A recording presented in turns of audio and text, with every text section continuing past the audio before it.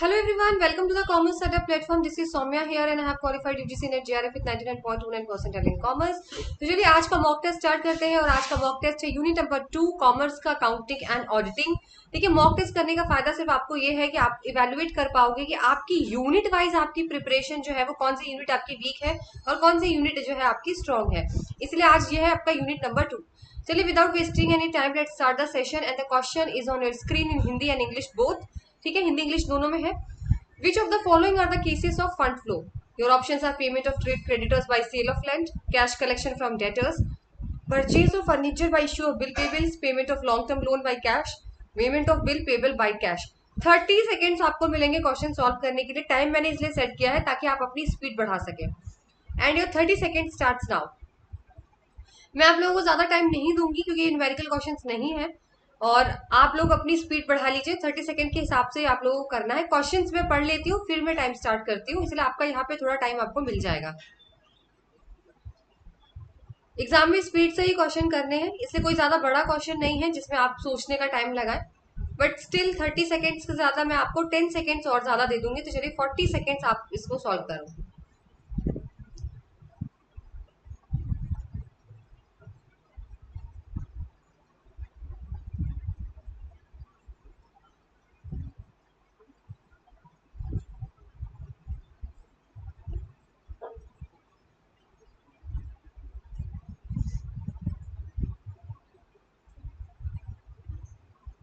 CBT exam देते हैं तो बेटा टाइमिंग का बहुत शॉर्टेज होता है, इसलिए स्पीड बढ़ाइए, स्पीड बढ़ाइए। मॉक टेस्ट में स्पीड बढ़ाएंगे तभी वहां पे स्पीड बढ़ेगी। चलिए आपको पूरा 1 मिनट मैंने आपको दे दिया है।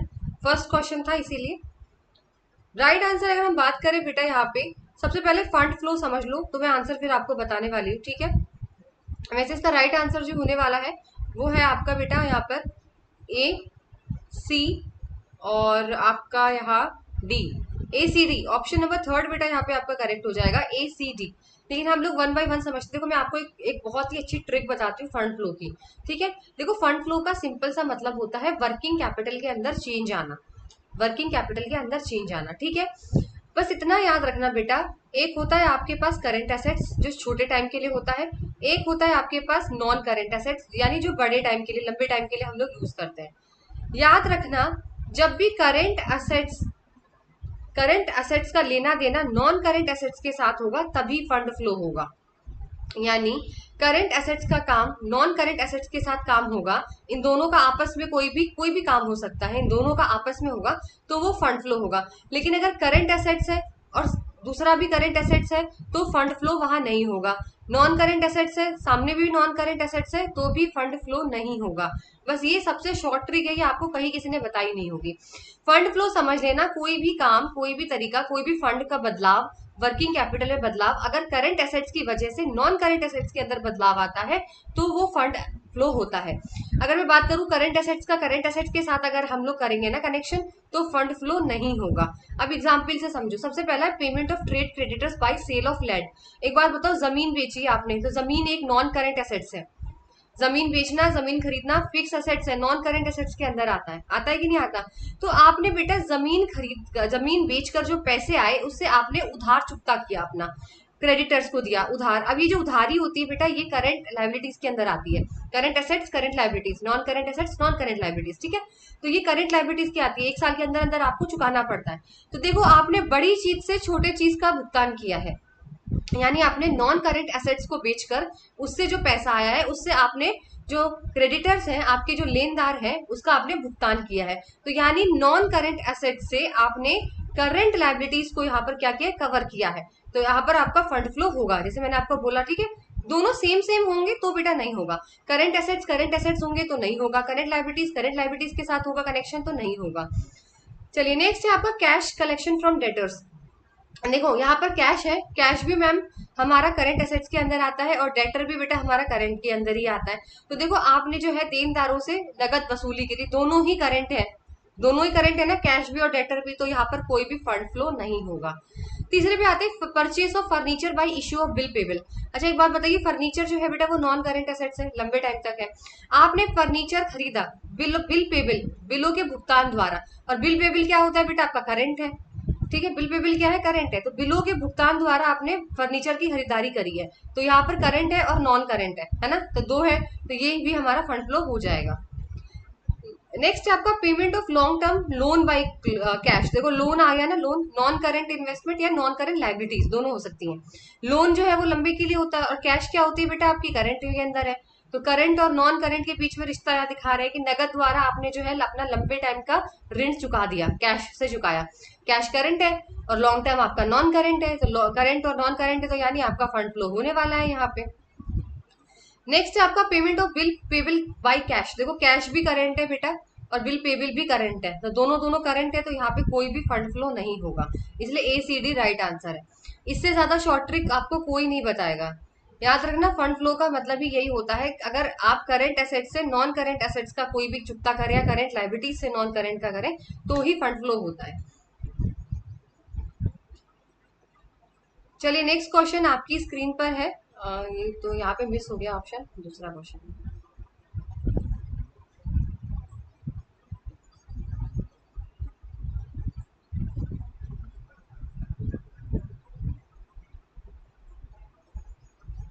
चलिए क्वेश्चन पढ़ लेते हैं पहले, फिर आपका टाइम स्टार्ट करते हैं। Which of the following statement is correct with respect to issue of shares at a discount under the companies act 2013? ठीक है, issue of shares at discount is permitted for sweat equity shares only after approval of tribunal. Share issued at discount do not affect the company's paid up share capital. A company may issue share at discount only in the case of reissue of forfeited shares. A company can issue shares at discount to the public if authorized by its article of association. अगर आपको यहाँ पे question नहीं दिख रहा है ना, तो मैं यहाँ पे थोड़ा सा इस क्वेश्चन को साइज कम कर देती हूँ, अब आपको दिख जाएगा। चलिए इसको सॉल्व करने के लिए सिर्फ आपको मिलेंगे 30 सेकेंड्स, क्योंकि यहाँ पे सिर्फ आपको एक सेंटेंस करेक्ट बताना है। चार में से कोई एक सेंटेंस है जो कि करेक्ट है डिस्काउंट को लेकर। अगर आप अपने शेयर्स डिस्काउंट पे इशू करते हैं तो कौन सा इसके अंदर स्टेटमेंट जो है वो बेटा वो करेक्ट है।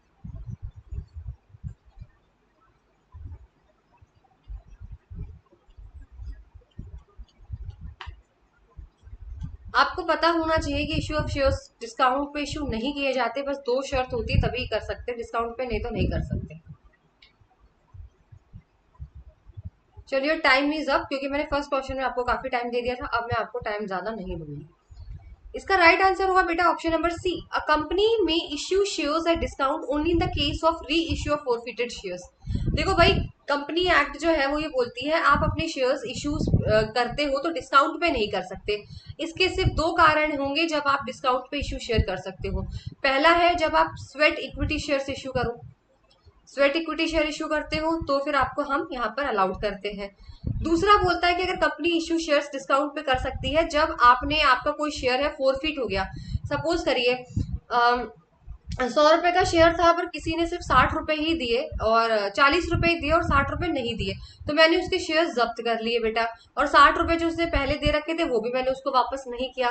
तो यानी अब जब दोबारा से मैं उन शेयर्स को रीइश्यू करूंगी तो मैं 40 पे वो शेयर्स इश्यू कर सकती हूँ, क्योंकि 60 मेरे पास ऑलरेडी पड़े हुए हैं, तो मेरा बराबर हो जाएगा।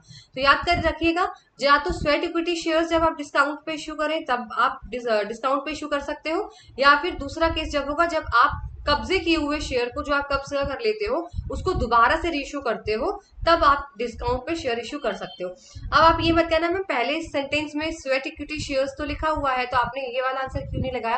बेटा पूरा सेंटेंस पढ़ो, यहाँ लिखा है only after approval of tribunal, यानी आपको अनुमति चाहिए होगी ट्रिब्यूनल से, ऐसा कुछ नहीं है, आपको अनुमति नहीं चाहिए।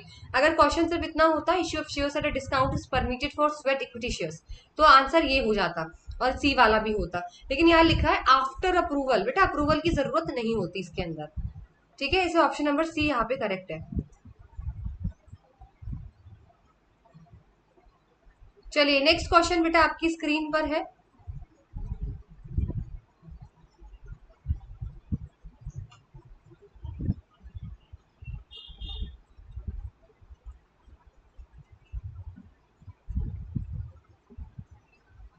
Schedule 3rd Part 2 of the Companies Act 2013 deals with which one of the following? Format of balance sheet, format of profit and loss account, format of trading account या फिर format of cash flow। And your time starts now. 30 seconds बहुत है इस question को solve करने के लिए। बताओ, शेड्यूल थर्ड जो होता है कंपनीज एक्ट का, उसमें एक होता है पार्ट वन, एक पार्ट टू। तो पार्ट टू आपसे पूछा गया है कि पार्ट टू के अंदर क्या आता है। एंड 30 सेकेंड्स आपको यहाँ पे दिए जाएंगे। आपके ऑप्शन है format of balance sheet, format of profit loss account, trading account या फिर कैश फ्लो।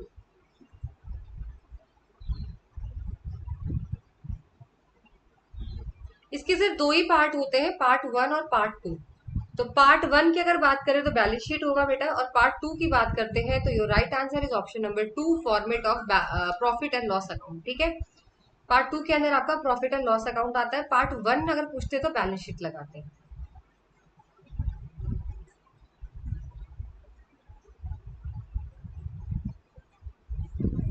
चलिए नेक्स्ट क्वेश्चन आपकी स्क्रीन पर है। Which of the following is not true with regard to verification of assets. आपके ऑप्शंस हैं, it invoices substantiation of occurrence of transaction, audit of financial statement. Its objective is to establish existence, ownership, possessions, valuation and disclosure of assets. The auditor has to form an opinion on different aspects. All are the true. And your 30 seconds starts now.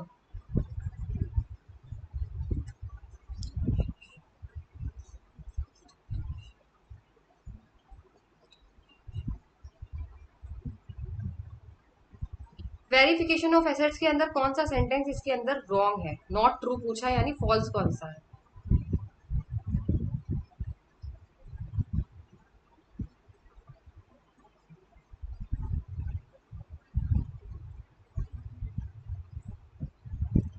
चलिए, your time is up and your right answer is option number one, it involves substantiation of occurrence of transaction.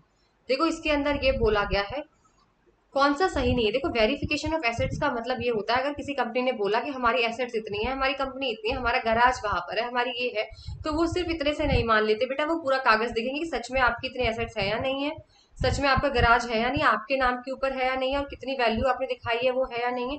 ये काम होता है verification का। लेन then का काम management के अंदर होता है, वेरिफिकेशन के अंदर नहीं होता। क्या लेन देन आया साल भर में, कितना आपने लिया कितना नहीं लिया, ये सबसे कोई मतलब नहीं होता। ठीक है, जैसे ऑप्शन नंबर वन यहाँ पे बेटा रॉन्ग हो जाएगा। चलिए नेक्स्ट क्वेश्चन आपकी स्क्रीन पर है। In dash targets are predetermined and actual performance is compared with target. Your options are budgetary control, both budgetary control and standard costing और marginal costing. And your time starts now.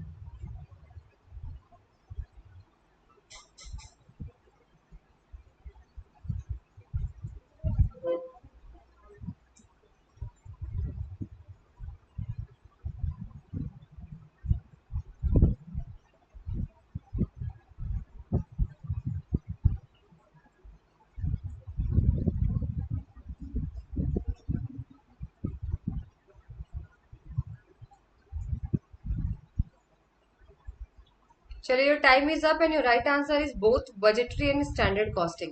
देखो, ये दोनों ही ऐसे होते हैं जहाँ पे ये टारगेट सेट करते पहले कि भाई 1 लाख रुपए लग जाएगा, 1 लाख रुपए का अगर हम बिजनेस करेंगे तो कितनी कॉस्ट आएगी, लेकिन प्रॉफिट जो है वो 2 लाख आने वाला है।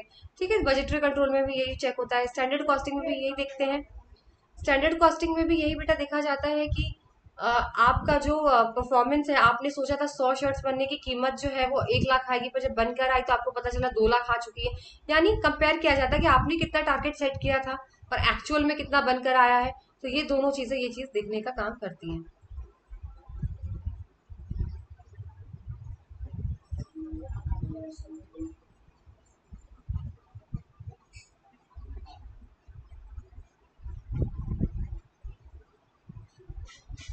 एक minute,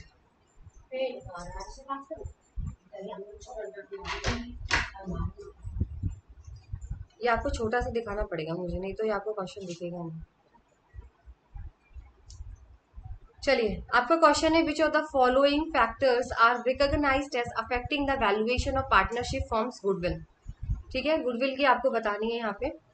prime business locations that attract more customers, management efficiency that result in better profit, quality of product और service that build customer loyalty, market reputation and the length of the time the firm has existed. And your 30 seconds starts now. इसमें ये बताना है कि firm की goodwill को कौन कौन से फैक्टर्स अफेक्ट करते हैं, गुडविल किस चीज से बढ़ते हैं।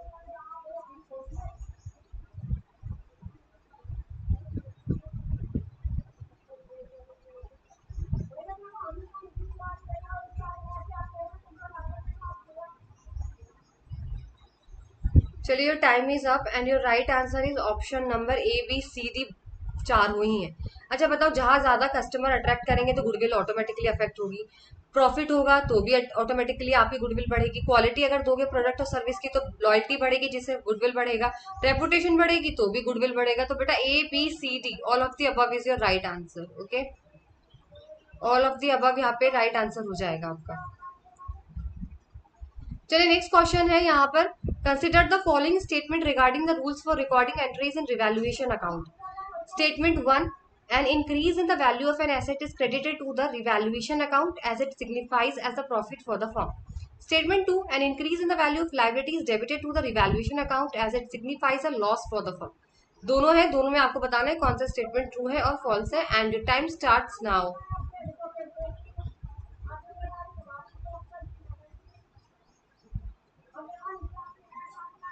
मम्मी दरवाजा बंद करना, मम्मी दरवाजा बंद करना।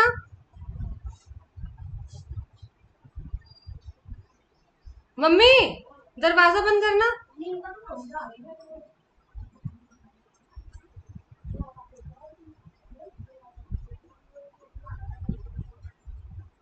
Sorry for the disturbance guys.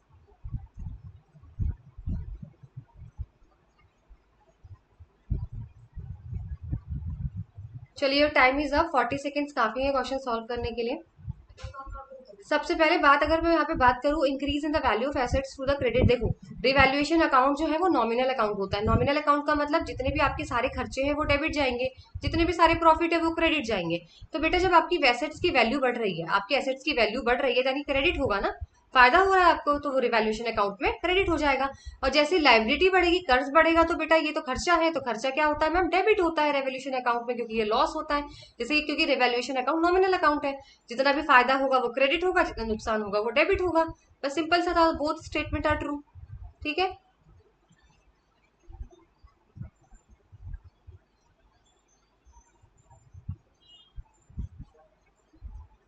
चलिए नेक्स्ट क्वेश्चन आपकी स्क्रीन पर है, arrange the following a procedural events in their correct chronological sequence as they occur during the retirement of a partner. Your options are calculation of gaining ratio, revaluation of assets and liabilities, partner decide to leave the firm voluntary or by agreement, settlement of the retiring partner's capital, and your 30 seconds starts now। 30 seconds में आप लोग solve करो। कौन चाहिए, बस धीरे।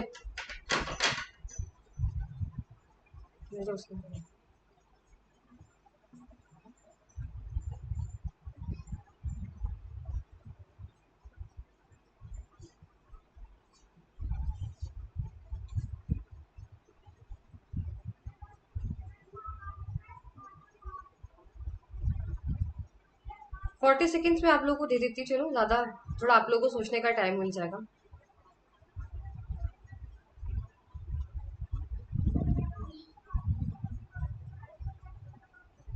चलिए आपका टाइम यहाँ पे होता है over, and your right option is, सबसे पहले बेटा पार्टनर डिसाइड करेगा कि हमें, मुझे जो है वो स्वेच्छा खुद से चाहे या एग्रीमेंट से चाहे मुझे फॉर्म छोड़नी है, तो सी वाला सबसे पहले जाएगा बेटा नंबर 1 पे। फिर उसके बाद जब ये चला जाता है, चला जाएगा, चला जाने का डिसाइड करेगा, तो गेनिंग रेशियो सेलेक्ट कैलकुलेट करते हैं कि भाई इसके जाने के बाद कितना कितना रेशियो निकलेगा ताकि उसको सही कैपिटल दिया जाए, तो ये ए वाला हो जाएगा। फिर बेटा उसके बाद क्या करेंगे, रिवैल्यूएशन करते हैं एसेट्स एंड लायबिलिटीज की जो वैल्यू है उसको दोबारा से रिवैल्यूएट करते हैं, और फिर लास्ट में सेटलमेंट कर देते हैं रिटायरिंग पार्टनर कैपिटल का। सो 2314 जो है वो इसका यहाँ पर राइट आंसर हो जाएगा। ठीक है,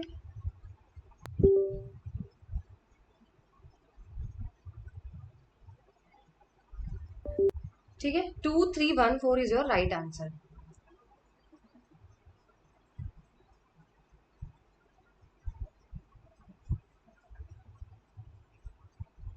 चलिए नेक्स्ट क्वेश्चन बेटा आपकी स्क्रीन पर है। मैच करना है आपको, सेक्शन दिए हुए हैं, कंपनी के लॉ सेक्शन है और टाइप्स ऑफ कंपनीज है, इसे आपको मैच करना है। 30 सेकेंड्स आपको मिलेंगे and your time starts now. जिसमें आपकी एसोसिएट कंपनी है, प्रोड्यूसर कंपनी है, डोरमेंट कंपनी है और स्मॉल कंपनी है। उसके सेक्शंस दिए हुए हैं 285, सेक्शन 455, सेक्शन 3078 और सेक्शन 26।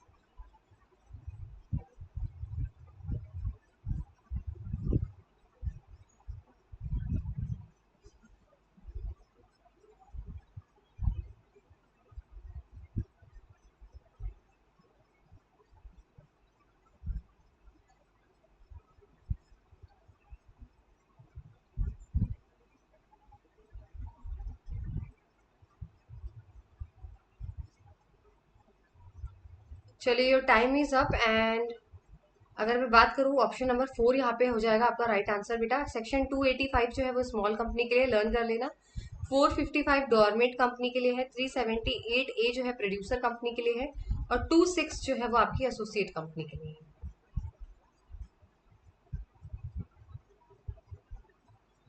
चलिए नेक्स्ट क्वेश्चन आपकी स्क्रीन पर है। In case of transmission of shares which of the following is correct. पहला ऑप्शन है आपका no instrument of transfer is required, transmission of securities generally made without any consideration, shares continues to be subject to the original liabilities and transmission take place on death और insolvency of holder of securities and stamp duties payable on the transmission of securities and your time starts now.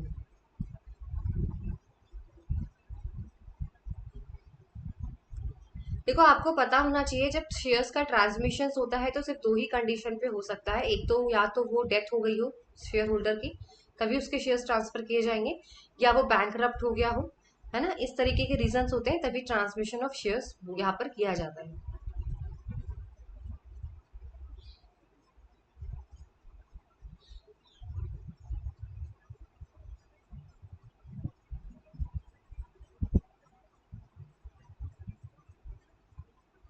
चलिए correct answer is बेटा option number A B C D.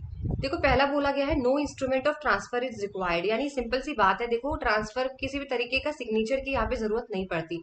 Signature की जरूरत करेगा कौन? Signature जिसकी death हो चुकी है वो कैसे साइन कर देगा और कैसे ट्रांसफर कर सकता है अपने वो शेयर्स, कैसे साइन करेगा? तो रिक्वायरमेंट जरूरत नहीं है, बिल्कुल करेक्ट है। Transmission of security generally made without any consideration. देखो कोई भी किसी तरीके का टैक्स नहीं लगता इसके ऊपर, सरकार किसी तरीके का बदले का पैसा नहीं ले। अब एक बात बताइए, किसी की फादर की डेथ होती है तो उसके सारे शेयर्स उसके बेटे के पास ट्रांसफर हो जाते हैं, तो उसमें सरकार पैसे कैसे ले सकती है बीच में? ये भी करेक्ट है।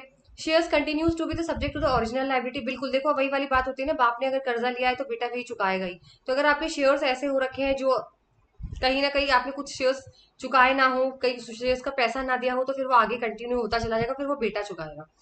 Transmission take place on death और इंसॉल्वेंसी, बिल्कुल अभी मैंने आपको बोला सिर्फ ट्रांसमिशन जब ही हो सकता है जब डेथ या इंसॉल्वेंसी हो तब, ठीक है। लास्ट है स्टैम्प ड्यूटीज पेबल। देखो स्टैम्प ड्यूटी कोई भी टैक्स यहाँ पे नहीं लगता, कोई भी ड्यूटी स्टैम्प ड्यूटी नहीं पे की जाती सिक्योरिटी शेयर्स करने पे। जैसे मैंने आपको बोला कोई टैक्स नहीं लगता, कोई पैसा नहीं लगता।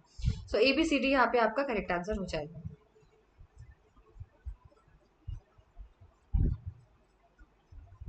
चलिए नेक्स्ट क्वेश्चन है बेटा आपका ऑडिटिंग का। Which of the following types of audit report are termed together as modified report as per the standards on auditing? Your options are qualified report, audit report with emphasis of matter paragraph, disclaimer of opinion and adverse report. And your 30 seconds starts now. अब आप लोग अपनी speed बढ़ा सकते हैं, question ज्यादा बड़े नहीं है, छोटे छोटे हैं, तो 30 seconds are enough to solve this. तो आप जल्दी जल्दी इनको सॉल्व करो।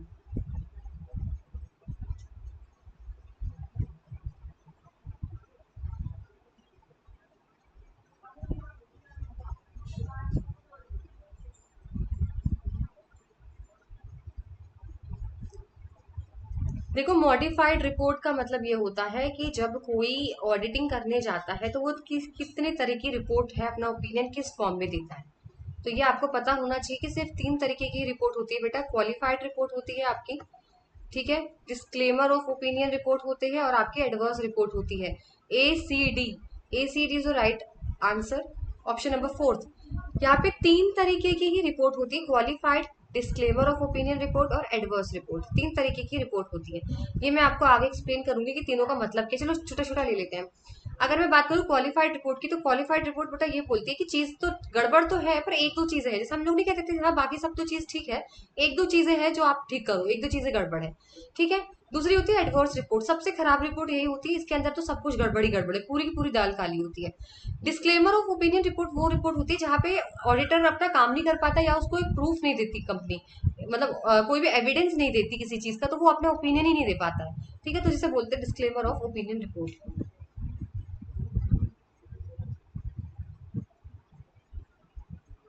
नेक्स्ट क्वेश्चन आपकी स्क्रीन पर है, the working of current purchasing power accounting require classification of balance sheet into monetary items and non monetary items, which of the following is non monetary item as per the current purchasing power accounting, your options are cash, debentures, debtor और inventories, and your time starts now. I think आप लोगों को visible होने चाहिए question वैसे, पर अगर मैं जूम करूंगी तो फिर वो क्वेश्चन जो है आधे अधूरे आएंगे, आई थिंक, मुझे नहीं लगता पूरे पेज पे, चलो आ तो जाएंगे, अब देख लो करके।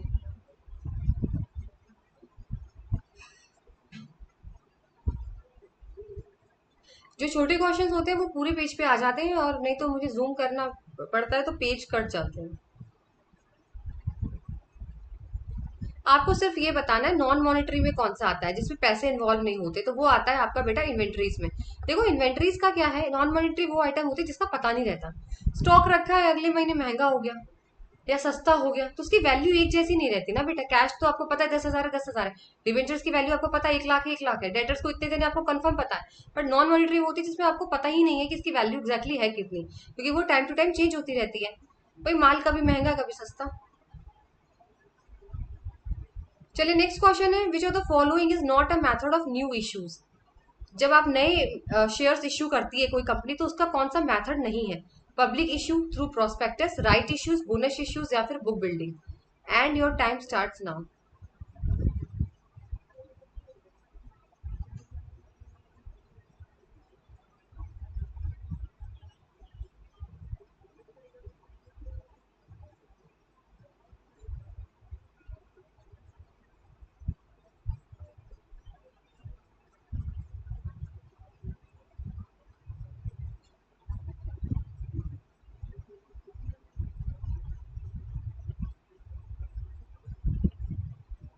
चलिए your time is up and your right answer is option number C, bonus issues. देखो बेटा बोनस इश्यू क्या होता है, देखो राइट इश्यूज है, बुक बिल्डिंग है, ये सब आप नए शेयर्स इश्यू कर सकते हो इस मेथड से। बोनस इश्यू क्या होता है, अपने ही पुराने जो शेयर होल्डर्स है ना उनको खुश करने के लिए आपने शेयर्स इश्यू कर दिए, तो उसे बोलते हैं बोनस इश्यूज, ठीक है। तो ये तो इसमें तो कोई नया तो आया नहीं है, इसमें तो अपने पुराने शेयर होल्डर्स को ही आपने दे दिया है। चलिए बेटा नेक्स्ट क्वेश्चन आपकी स्क्रीन पर है, which of the following statement is incorrect for amalgamation in nature of merger, your options are all assets and liabilities of the transferor company takes over by the transferee company, share holder of the transfer company need not become equity shareholder of the transferee company, payment of purchase consideration is made in cash only for fractional shares if any, and the business of transfer company is intended to be carried on after amalgamation by the transferee company, and your time starts now। सिर्फ एक sentence बताना है कि इसमें से कौन सा गलत है। मर्जर का मतलब आपको पता होना चाहिए, एक कंपनी ट्रांसफरर कंपनी होती है जो कि बंद होने वाली होती है यानी डूब रही होती है, दूसरी कंपनी होती है ट्रांसफरी कंपनी जो उसको अपने साथ मिला लेती है और उसको बंद होने से बचाती है। तो उसके अंदर ऐसा कौन सा स्टेटमेंट है जो बेटा गलत है। क्वेश्चंस के लेवल आप लोग देख सकते हो, मैं बहुत अच्छे लेकर आई हूँ, कोई रिपीटेड ऐसा नहीं है कि बहुत इजी क्वेश्चन लेकर आई हूँ, टफ क्वेश्चंस भी हैं कुछ इजी भी हैं, आपका मिक्स है, आपकी तैयारी पता चल जाएगी कि आपने कितनी अच्छी तैयारी अभी तक कर रखी है। चलिए time is up and your right answer is, one by one पढ़ ले। चलो पहला बोला है all the assets and liabilities of the transfer company taken over by the transferring company. देखो भाई जब दो कंपनी है, एक कंपनी डूब रही है, ठीक है, तो उसके सारे एसेट्स एंड लायबिलिटीज तो दूसरी कंपनी ले ही लेगी ना, जो उसे खरीद रही है, जो उसके साथ जो अपनी में मिला रही है जिस कंपनी को, तो सारे एसेट्स एंड लायबिलिटीज ट्रांसफर हो जाएंगे उसके पास, बिल्कुल करेक्ट है ये तो। दूसरा बोला है share holder of the transfer company need not to become equity share of the transfer company, ये बेटा हो गया रॉन्ग और यही आपका राइट आंसर है। इसमें ये बोला है कि जो कंपनी बंद होने वाली थी ट्रांसफर कंपनी, उसके जो शेयर होल्डर्स है वो नई कंपनी जो है ट्रांसफरी कंपनी, उसमें वो शेयर होल्डर नहीं बन पाएगी, ये तो नहीं है। इसका एक रूल है याद रखना, 90% of share holder of the transfer company become equity share of the transferee company, यानी जो ट्रांसफरर कंपनी है, जो डूबने वाली कंपनी है, उसके 90% शेयर होल्डर्स जो है वो जो ट्रांसफरी कंपनी है जो अपने में मिला रही है उस कंपनी को, उसके शेयर होल्डर बनेंगे 90% पूरे, सोचो। ठीक है, तो ये वाला स्टेटमेंट गलत है। नेक्स्ट बोला गया payment of purchase consideration is made in cash. देखो जब आपके कुछ बचे कुछ शेयर्स बच जाते हैं ना, आधे अधूरे शेयर्स, तो आप उनको कैश में पे कर सकते हो, नहीं तो वैसे तो शेयर्स में ही पे करोगे, लेकिन कुछ जो आंशिक शेयर्स होते हैं ना, जो कुछ बच जाते हैं, छूटे हुए शेयर्स होते हैं, उनको कैश में कर सकते हैं, बिल्कुल करेक्ट है।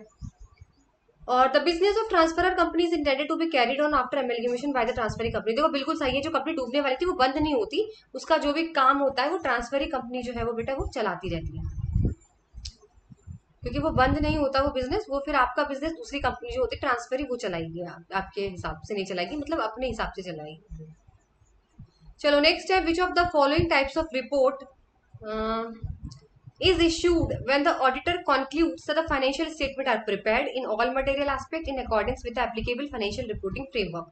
आपके ऑप्शंस दिए हुए हैं, audit report with emphasis of matter, qualified report, disclaimer of opinion and unmodified opinion report, यानी सब कुछ सही है। And your time starts now. ऐसा कौन से टाइप की ऑडिट रिपोर्ट होती है बेटा जहां पर ऑडिटर ये बोलता है कि सब कुछ सही से बनाया गया है, फाइनेंशियल स्टेटमेंट प्रिपेयर है, सब कुछ सही से किया गया है, सारे रूल्स फॉलो करे गए हैं, तो उसको किस रिपोर्ट के अंदर दिया जाता है? बाकी 3 रिपोर्ट में आपको बता चुकी थी, वो खराब ही थी तीनों की तीनों, मतलब एक में वो ओपिनियन नहीं दे पा रहा, एक खराब है, एक में वो कह रहा है सब कुछ तो ठीक है, बस 2-4 चीजें जो है वो गड़बड़ है। तो एकदम क्लियर रिपोर्ट किसे बोलते हैं? एकदम क्लीन चिट मिल गई आपको कि सब कुछ सही है।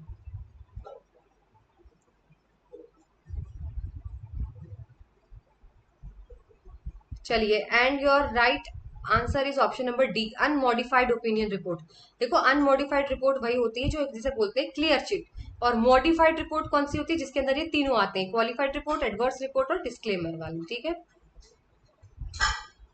चलिए नेक्स्ट क्वेश्चन है बेटा आपका, मैच द कॉलम। आपको यहाँ पर इंडियन AS1 अकाउंटिंग स्टैंडर्ड 29, 37, 110 को मैच करना है, and your time starts now.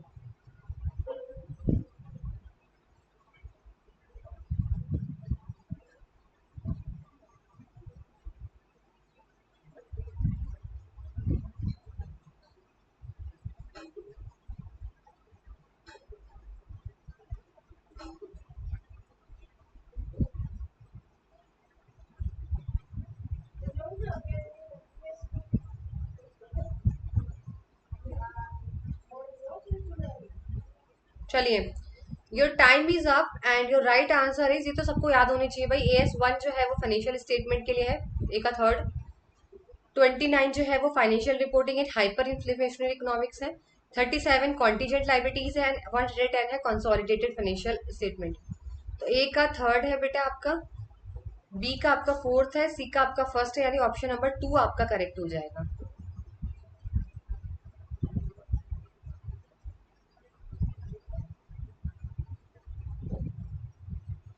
चलिए नेक्स्ट क्वेश्चन आपकी स्क्रीन पर है बेटा, which among the following are generally accepted method of accounting for price level changes, and your options are replacement cost method, current purchasing power method, opportunity cost method, current cost accounting method, या फिर standard cost method. And your time starts now, 30 second से बताइए कौन से दो methods हैं price level changes के लिए।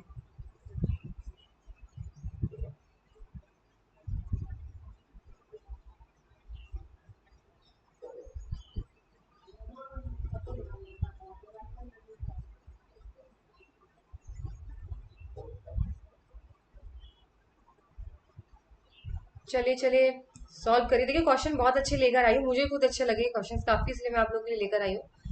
मजा आएगा आप लोगों को भी करने में, और आप खुद इवेलुएट करिए अपने आप को अब। चलिए राइट आंसर है बेटा इसका 2 और 4, ऑप्शन नंबर थर्ड। देखो दो मेथड होते हैं, करंट परचेसिंग पावर मेथड, एक करंट कॉस्ट अकाउंटिंग मेथड। ठीक है, देखो मेथड से क्वेश्चन जरूर आता है, लर्न कर लेना।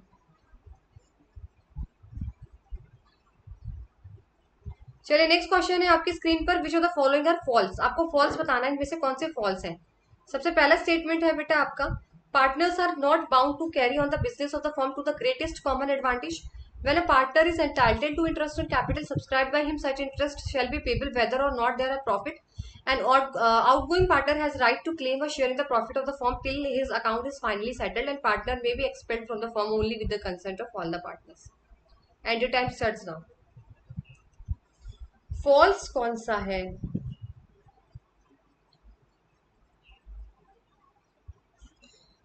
ध्यान से देखो, सारे ही फॉल्स लग रहे हैं एक आध तक वो छोड़ के। क्वेश्चन सही से पढ़ना।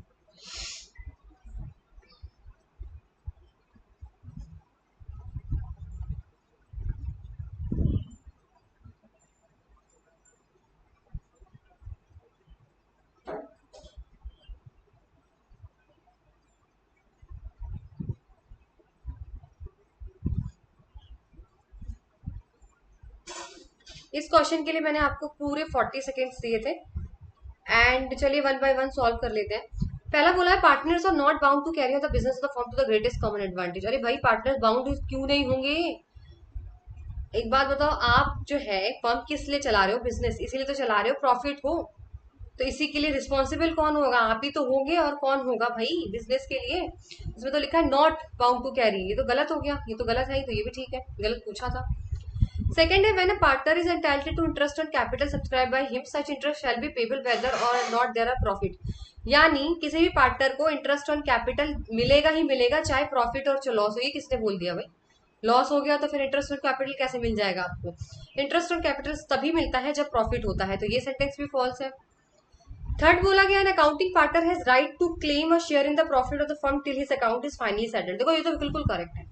कोई पार्टनर जा रहा है, जब तक उसका अकाउंट आप सेटल नहीं करोगे, उसका पूरा हक है अपना प्रॉफिट क्लेम करने का, तो ये वाला तो करेक्ट है। लास्ट बोला है, पार्टनर में B expelled from the firm only with the consent of all other partner. किसी भी पार्टनर को निकाला जा सकता है अगर चार पार्टनर्स बोले। क्यों भाई? किसी की दुश्मनी हुई, उसने निकाल दिया, ऐसे थोड़ा निकाल देंगे? तो ये सेंटेंस फॉल्स है। ऐसे कैसे निकाल दोगे भाई? जरूरी थोड़ी ना कि चारों लोग, पांच लोग, सपोज करिए चार दोस्त हैं, चार में से तीन दोस्त कमीने निकले और एक दोस्त अच्छा निकला, तो तीन मिलकर उसको तो निकाल देंगे। तो ऐसा थोड़ी ना होता है। कंसेंट का नहीं होता इसमें, तो लीगल का कुछ ऐसा होना चाहिए तभी जाके होता है। ये नहीं कि अपनी मर्जी से निकाल देंगे। फर्स्ट, सेकंड, फोर्थ आपके गलत स्टेटमेंट है। ऐसे तो फिर चल रही भाई। और आजकल जो है वो बेकार लोग ज्यादा है, अच्छे लोग बहुत कम है। ये तो दुनिया ऐसी हो गई है आज के टाइम पे, तो ऐसे तो सब निकाल देंगे एक दूसरे को घर से बाहर। चलिए नेक्स्ट है आपका फाइनेंशियल सिचुएशन है, अकाउंटिंग रेशियो है, इसे आपको मैच करना है। Current ratio, debt turnover ratio, interest coverage ratio, debt equity ratio. फटाफट टिक लगाइए, 30 सेकेंड्स आप लोगों के लिए यहाँ पे आपको मिलेंगे।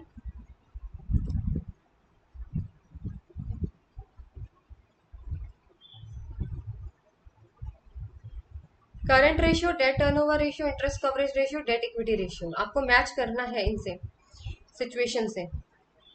देखो जहाँ शेयर, चलो आप लोग सॉल्व करो, मैं आप लोगों को थोड़ा सा यहाँ पे एक ट्रिक बता देती हूँ, अगर आप कंफ्यूज हो जाओ डेट टर्नओवर रेशियो और डेट इक्विटी में। तो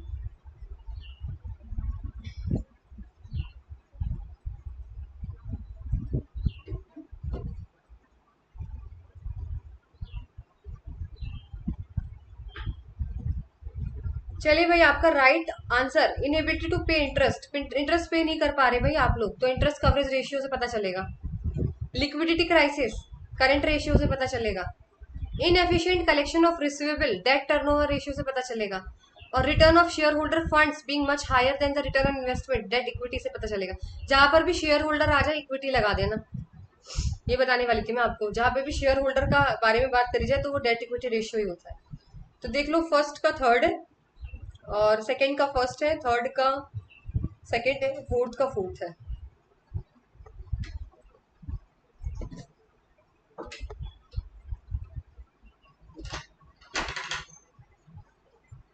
चलिए भाई, नेक्स्ट क्वेश्चन सीक्वेंस का है आपका यहाँ पे। Sequence the following activities in the process of accounting: journalising, recording of business, preparation of annual financial statement, trial balance, deriving meaningful inference for business decisions. And your time starts now, 30 seconds में solve करिए। Basic question है, पर exam में repeat होता है। सबसे पहले क्या करते हैं, फिर उसके बाद क्या करते हैं, फिर उसके बाद क्या करते हैं, फिर उसके बाद क्या करते हैं, ये बताना है।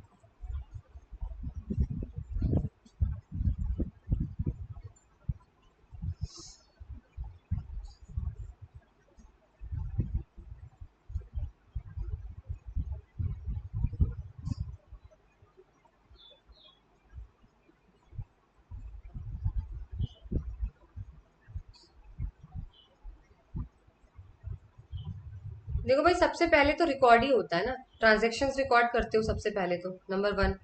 रिकॉर्ड करने के बाद जर्नल जाता है, जर्नल के बाद लेजर में डाल देते हैं, फिर उसके बाद क्या करते हैं मैम, ट्रायल बैलेंस बनता है, फिर उसके बाद फाइनेंशियल स्टेटमेंट बनता है, लास्ट में फिर डिसीजन लिए जाते हैं वही कंपनी के। देख लो, है कोई ऐसा? सेकंड, सेकंड के बाद फर्स्ट, फर्स्ट के बाद फोर्थ, लास्ट ऑप्शन आपका सही हो जाएगा। Second, first, fourth, third, fifth. Second, first, fourth, third, fifth. बहुत बेसिक क्वेश्चन था पर टफ भी हो सकता है अगर ना पढ़ा हो तो।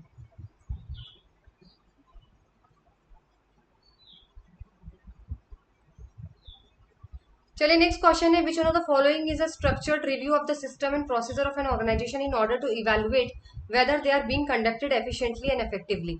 And your time starts now. Options है आपके, financial audit, safety audit, management audit, cost audit. कौन सा ऐसा ऑडिटिंग है बेटा जो पूरे रूल्स एंड रेगुलेशन देखता है पूरे सिस्टम का, ऑर्गेनाइजेशन का, कि एकदम सही से हो रहा है या नहीं हो रहा, सारी चीजें सही से की जा रही है या नहीं की जा रही। सब कुछ मैनेज करना, सब कुछ मैनेज करना। देखो मैंने आपको कीवर्ड अपने मुंह से ही बता दिया, सब कुछ मैनेज करना।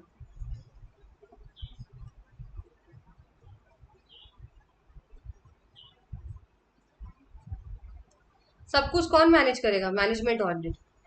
फाइनेंस तो सिर्फ फाइनेंस देखेगा, पैसा। सेफ्टी वाले तो सेफ्टी देखेंगे, किसी को हार्म ना हो, मशीन ठीक है कि नहीं।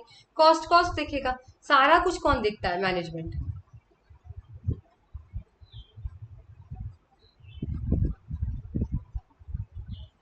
चलिए ये बढ़िया क्वेश्चन है आप लोगों के लिए।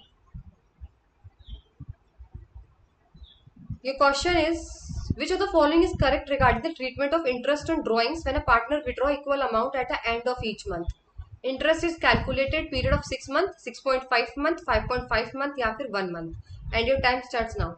जब कोई भी पार्टनर पैसे निकालता है महीने के आखिरी आखिरी हफ्ते में, आखिरी दिन में आप लगा लो महीने के, तो इंटरेस्ट ऑन ड्रॉइंग्स किस बेसिस पे आप कैलकुलेट करते हो? बताइए।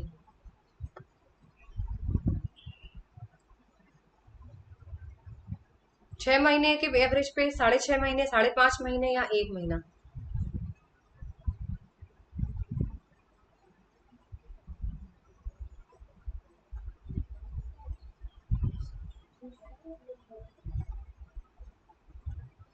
चलिए ऑप्शन नंबर थर्ड बेटा करेक्ट हो जाएगा। 5.5 मंथ में निकालते हैं।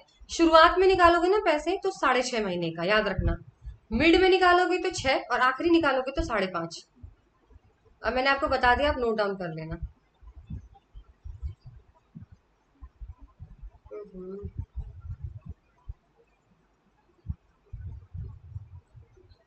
ये क्वेश्चन बैंकिंग के इसके अंदर आ गए थोड़े से, जो कि हम यहाँ पे छोड़ देते हैं। चलिए बैंकिंग का क्वेश्चन बैंकिंग में होनी चाहिए, अकाउंट्स में आ गए 2-3 क्वेश्चन। चलिए next question is, under the security exchange board of India SEBI, what is the minimum application money required for public issue of shares? 5% of nominal share, 25% of issue price of shares, 10% of nominal value of shares, है 50%? And your time starts now. SEBI के according आप कितना जो है वो public issue of shares जब देते हो, न्यूनतम आवेदन राशि कितनी आवश्यक है, ये आपको बताना है।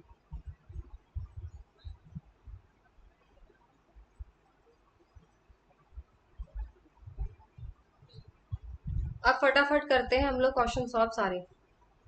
अब से वन लाइनर क्वेश्चन है।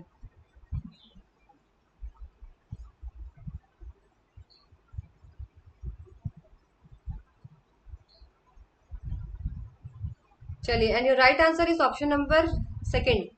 25% मिनिमम बेटा इश्यू प्राइस शेयर्स का 25% तो होना ही होना चाहिए मिनिमम एप्लीकेशन, ठीक है? 25%। चलिए नेक्स्ट क्वेश्चन है, which of the following error is not disclose by trial balance? Trial balance कौन सा एरर पकड़ नहीं पाता है? Wrong totalling of subsidiary book, omission of entry completed from the book of entry, posting an amount to wrong side of account, या error in balancing in account? And your time starts now. देखो trial balance का सीधा हिसाब होता है credit is equal to debit, debit credit बराबर होनी चाहिए।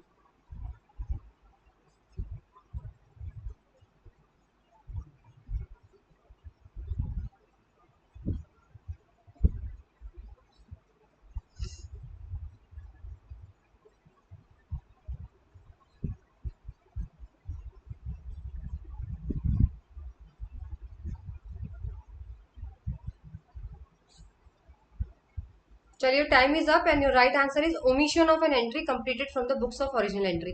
बेटा जब एंट्री करना ही भूल गए, गजनी बन गए पूरा, एंट्री करना ही भूल गए, तो डेबिट भी जीरो, क्रेडिट भी जीरो।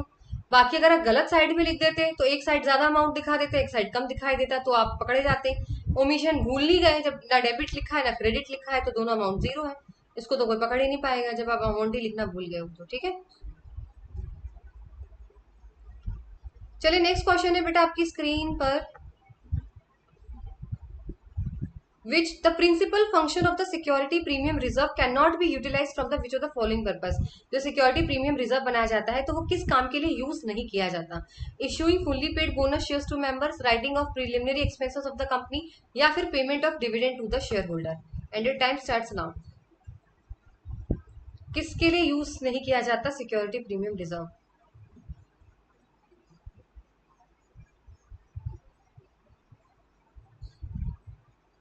ये क्वेश्चन भी हजारों बार रिपीट हो चुका है अकाउंट्स में, आप चाहें तो लर्न कर सकते हैं, कई बार ये क्वेश्चन रिपीट हुआ है।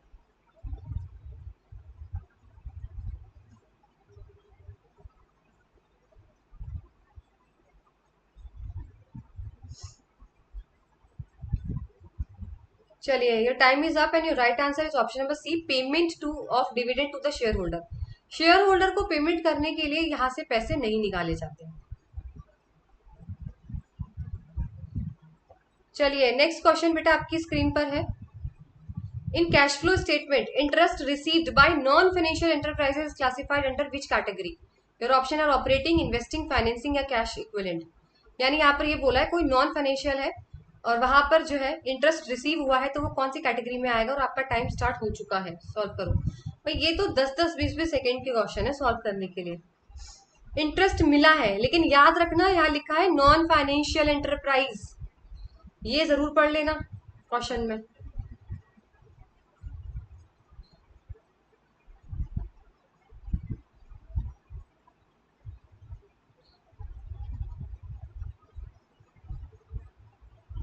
चलिए time is up and your right answer is option number B, investing activities. देखो इंटरेस्ट रिसीव हो रहा है लेकिन नॉन फाइनेंस कंपनी है तो इन्वेस्टिंग है, लेकिन अगर यहाँ नॉन नहीं होता और फाइनेंस होती तो क्या आता आंसर बताओ? अगर यहाँ पे नॉन फाइनेंस कंपनी ना होती और लिखा होता फाइनेंशियल कंपनी है तो बेटा ये ऑपरेटिंग के अंदर आता, याद रख लो या नोट डाउन कर लो, किसके अंदर आता? ऑपरेटिंग एक्टिविटी के अंदर आता।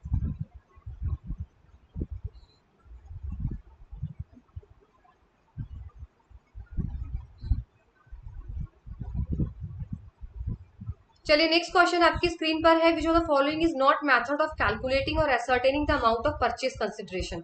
परचेज कंसिडरेशन का कौन सा इसमें से मेथड नहीं है? Net payment, net asset, gross receipt या फिर शेयर एक्सचेंज? बताइए विद इन 30 सेकेंड सॉल्व करो। मैंने कहा था मेथड से क्वेश्चन रिपीट होते हैं अकाउंट्स में, बहुत रिपीट होते हैं, बहुत ज्यादा।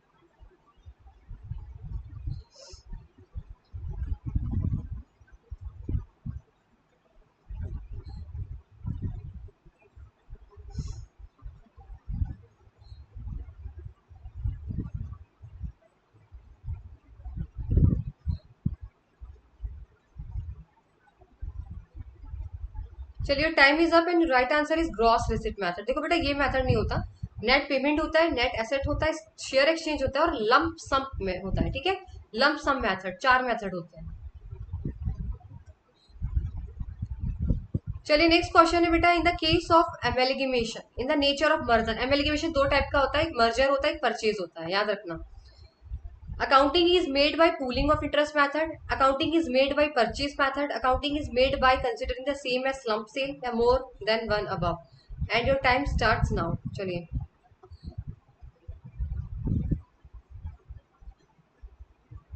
जब मर्जर के केस में अकाउंटिंग किस तरीके से होती है?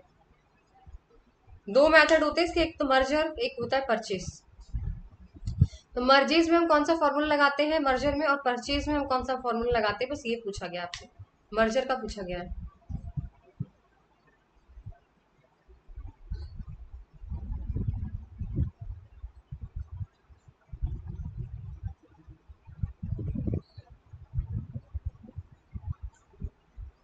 चलिए टाइम इज अप बेटा and your right answer is option number 1, pooling of interest method लगाया जाता है यहाँ पे, और जो दूसरा वाला मेथड है वो परचेज के टाइम पे लगाया जाता है, ठीक है?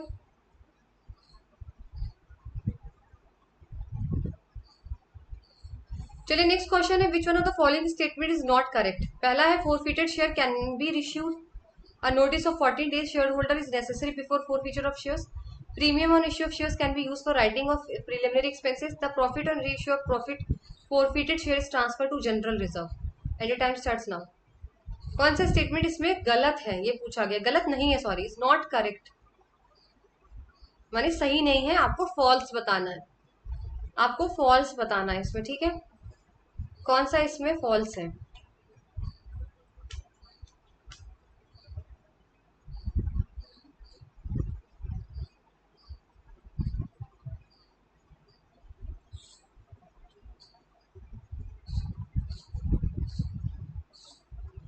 चलिए your time is up and your right answer is option number D. देखो पहले क्या है, फोरफिटेड शेयर इश्यू हो सकते हैं, बिल्कुल इश्यू होते हैं। 14 दिन का नोटिस दिया जाता है, फोरफीचर करने से पहले दिया जाता है। Premium on issue of shares use किए जाते हैं प्रीलिमिनरी एक्सपेंसेस को राइट ऑफ करने के लिए, करेक्ट है बेटा। लास्ट वाला गलत है। देखो जो प्रॉफिट आता है ना जब री इश्यू करते हो, और जो प्रॉफिट आता है वो कैपिटल रिजर्व अकाउंट में जाता है, जनरल में नहीं जाता, क्योंकि वो कैपिटल प्रॉफिट है ना। तो capital profit capital reserve account में जाएगा, जनरल में क्यों जाएगा? ये स्टेटमेंट आपका गलत है। चलिए ये लास्ट क्वेश्चन है आपका, विच one of the following is not a method of valuation of shares. Method के क्वेश्चंस में काफी लाई हूँ आप लोगों के लिए। Assets valuation method, yield valuation method, या फिर सुपर प्रॉफिट मेथड। बताओ कौन सा इसमें से मेथड है जो शेयर्स वैल्यूएशन के लिए नहीं है, नॉट पूछा गया है। एसेट्स वैल्यूएशन, यील्ड वैल्यूएशन या सुपर प्रॉफिट।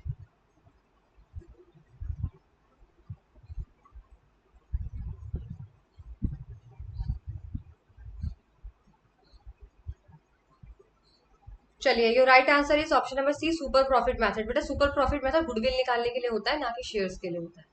तो आज का सेशन यही तक था। जनरली सेशन अच्छा लगे तो कमेंट सेक्शन में जरूर बताइएगा। तब तक आपसे नेक्स्ट सेशन मिलते हैं यूनिट 3 बिजनेस इकोनॉमिक्स पे। Till then goodbye, take care.